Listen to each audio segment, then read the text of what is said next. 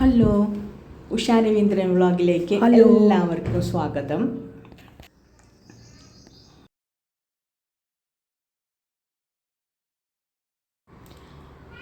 ഇന്നിവിടെ ചെയ്യാൻ പോകുന്നത് ഒരു പച്ചടി.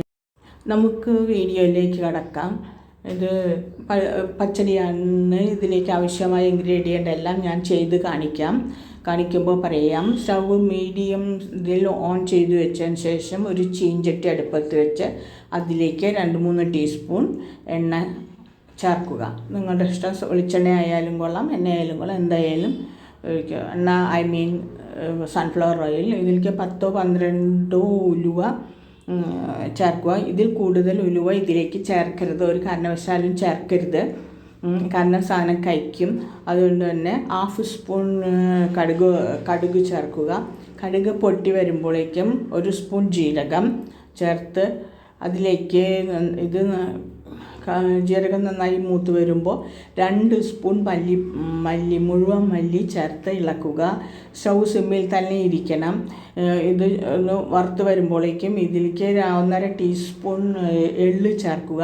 സ്റ്റൗ ഓഫ് ചെയ്ത് ഇത് ഒരു പാത്രത്തിലേക്ക്, ഒരു പരന്ന പാത്രത്തിൽ ചൂടാറാനായിട്ട് വയ്ക്കുക. ഇത് നമുക്ക് വറുത്ത് പൊടിക്കേണ്ടതാണ്. ചൂടാറിയതിന് ശേഷം നമുക്കത് മിക്സിയിലിട്ട് വറുത്ത് പൊടിക്കാം. ഇപ്പോൾ ഈ ചീഞ്ചട്ടിയിലേക്ക് വീണ്ടും 2-3 ടീസ്പൂൺ സൺഫ്ലവർ ഓയിലോ വെളിച്ചെണ്ണ നിങ്ങൾക്ക് ഇഷ്ടപ്രകാരം ഒഴിച്ചതിന് ശേഷം ഇത് എണ്ണ ചൂടായി വരുമ്പോൾ ഇതിലേക്ക് ഒരു 10-15 പച്ചമുളക് 2 മുറിച്ച് അതിൻ്റെ തണ്ടെല്ലാം എടുത്ത് കളഞ്ഞതിന് ശേഷം പച്ചമുളക് ഇതിലേക്ക് ചേർക്കുക. പച്ചമുളക് മുറിച്ച് ചേർക്കണം, ഇല്ലെങ്കിൽ ഇത് പൊട്ടിത്തെറിക്കാൻ സാധ്യതയുണ്ട്. ഈ പച്ചമുളക് ഒന്ന് നന്നായിട്ട് സ്മൂത്ത് ആവുന്നത് വരെ എണ്ണയിൽ വഴറ്റണം. പച്ചമുളകിൻ്റെ എരിവ് അനുസരിച്ച് നിങ്ങൾക്ക് ചേർക്കാം. ഇത് അത്ര അധികം എരിവുള്ള പച്ചമുളകല്ല. അതുകൊണ്ട് തന്നെ ഞാൻ ഇതിലേക്ക് വീണ്ടും 2-3 ചുവന്ന മുളകും കൂടെ ചേർക്കുന്നുണ്ട്.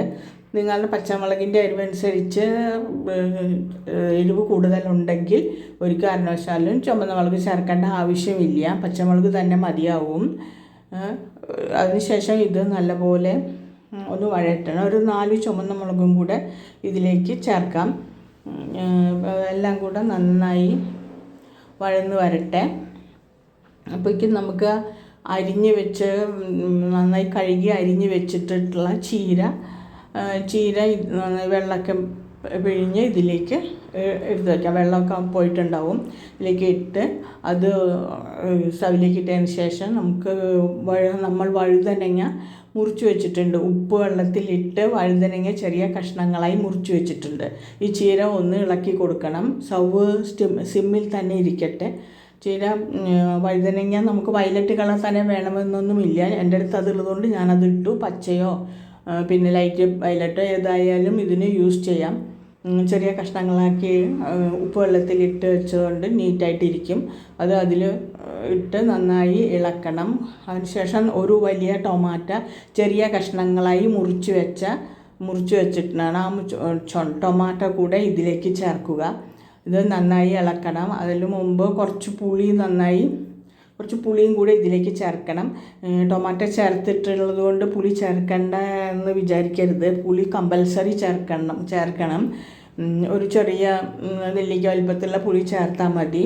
അതിനുശേഷം അതിലേക്ക് ഒരു 3/4 ടീസ്പൂൺ ഉപ്പ് ആഡ് ചെയ്യുക. ഇത് നന്നായി ഇളക്കി യോജിപ്പിച്ച് ഇത് അടച്ച് വെക്കണം. ഇതിലേക്ക് ഈ ടൊമാറ്റോയുടെയും ചീരയുടെയും പിന്നെ വഴുതനങ്ങയുടെയൊക്കെ പിന്നെ ഓയിലും ഉണ്ടല്ലോ, എല്ലാം കൂടെ ഇറങ്ങി വന്നിട്ട് ഇത് നല്ലപോലെ വേവും. സ്റ്റൗ നന്നായി അടച്ച് വെക്കണം. അടച്ച് വെച്ച് 1-2 പ്രാവശ്യം ഇത് ഇളക്കി യോജിപ്പിക്കാൻ മറക്കരുത്.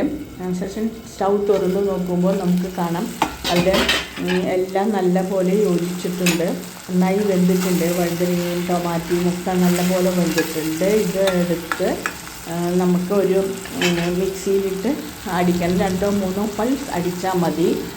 പിന്നെ ഇതിൽ കുറച്ച് മഞ്ഞൾപ്പൊടിയും കൂടെ ചേർക്കണം.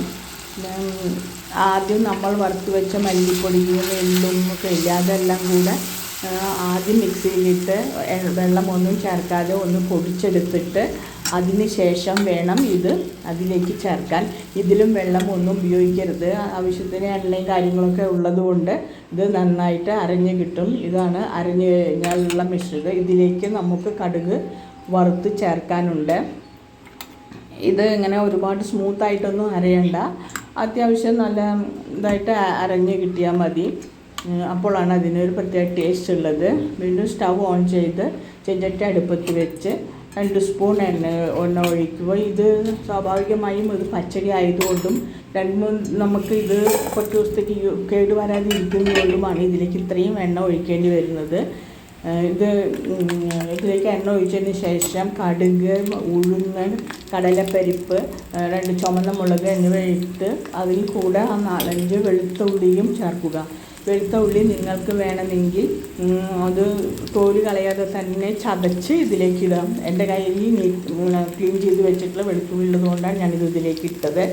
ഇനി നമുക്ക് അരച്ച് വെച്ചിട്ടുള്ള ആ മിശ്രിതം ഇതിലേക്ക് ചേർത്ത് ഇളക്കാം. ഇത് കുറേ നേരം വേവിക്കേണ്ട ആവശ്യമൊന്നുമില്ല. ഓൾറെഡി എല്ലാം എണ്ണയിൽ വേവിച്ച് വെച്ചിട്ടുള്ളത് കൊണ്ടും നന്നായി അരച്ചിട്ടുള്ളത് കൊണ്ടും ഇനി കുറേ നേരമൊന്നും ഇത് വേവിക്കേണ്ട ആവശ്യമില്ല. അതെടുത്ത് ഇതിലേക്കും ഇട്ട് ഒന്ന് നന്നായി ഇളക്കി യോജിപ്പിച്ചാൽ മതി.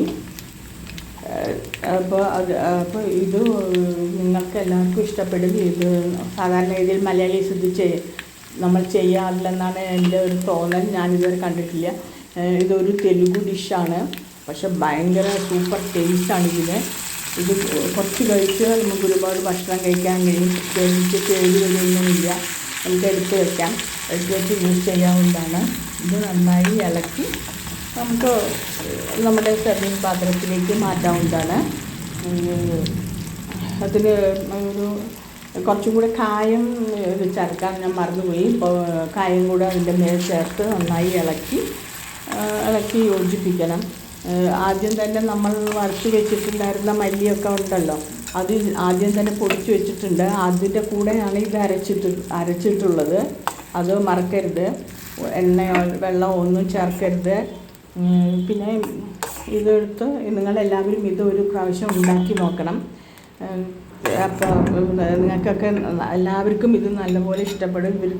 ഇത് തെലുഗു ഡിഷാണ്. അവർക്കൊക്കെ ഇത് ഭയങ്കര ഇഷ്ടമാണ്. എനിക്കും ഇത് ഒരുപാട് ഇഷ്ടമാണ്. ഇത് നിങ്ങൾക്ക് ഇഷ്ടപ്പെട്ടാൽ ഒരു ലൈക്കും സബ്സ്ക്രൈബും തരാൻ മറക്കരുത്. ബായ്.